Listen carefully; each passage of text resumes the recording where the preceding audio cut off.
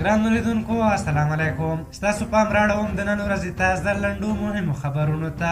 پیل د طالبانو له لوی درستیز کوو. د طالبانو لوی درستیز قاري فصیح الدین فطرت چې تېره ورځ د ننګرهار لعلپورې ولسوالۍ پلواسې سیمې ته په سفر تللی و، هلته په خپلو خبرو کې ویلي چې ښه ګاونډیتوب ته ژمن دی، خو که چا یې پر خاوره تېری وکړ نو پر وړاندې یې غلی نه پاتې کېږي. عمر داودزی د پاکستان لپاره د افغانستان د مخکیني حکومت ځانګړي استازي محمد عمر داودزي د ازادۍ راډیو سره په خپله مرکه کې ویلي دي چې ولسمشر غني 2020 کال کې ویلي وو چې موږ شاید نظامي ماته وخورو، خو راتلونکی حکومت به له اقتصادي ستونزو سره لاس او ګریوان وي. احمد ولي مسعود د احمد شاه مسعود ورور احمد ولي مسعود ویلي چې څو کاله وړاندې راته ولسمشر غني ویلي وو چې له افغانستانه مو ورکوم. د نوموړي په وینا اشرف غني په خپلو خبرو عمل وکړ او موږ له وطنه ورکړو. باید وویل شي چې څو ورځې وړاندې صلاح الدین رباني هم ورته څرګندونې کړې وې.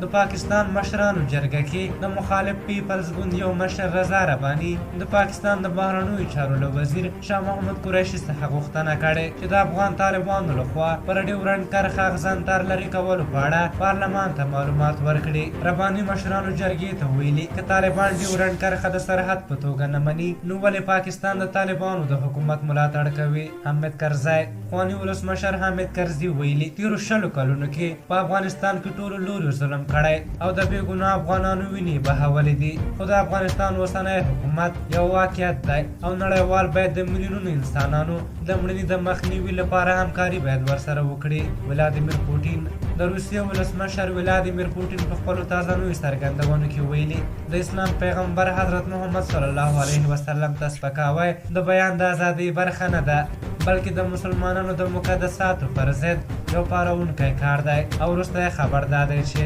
داسې ناتایید شوي راپورونه خپاره شوي چې د کابل نړیوال هوایي ډګر د اداره کولو چارې نن ترکیه او قطر دولتونو په غاړه اخیستې. ویل کېږي چې د یادو هیوادونو یو پلاوی هم هیواد ته راغلی. په هر حال دا د نن ورځې تازه لنډ او مهم خبرونه. تر بیا چې ستاسو شوپر ته راځم پلوی بخونکي خدای مو سپارم. د الله په امان.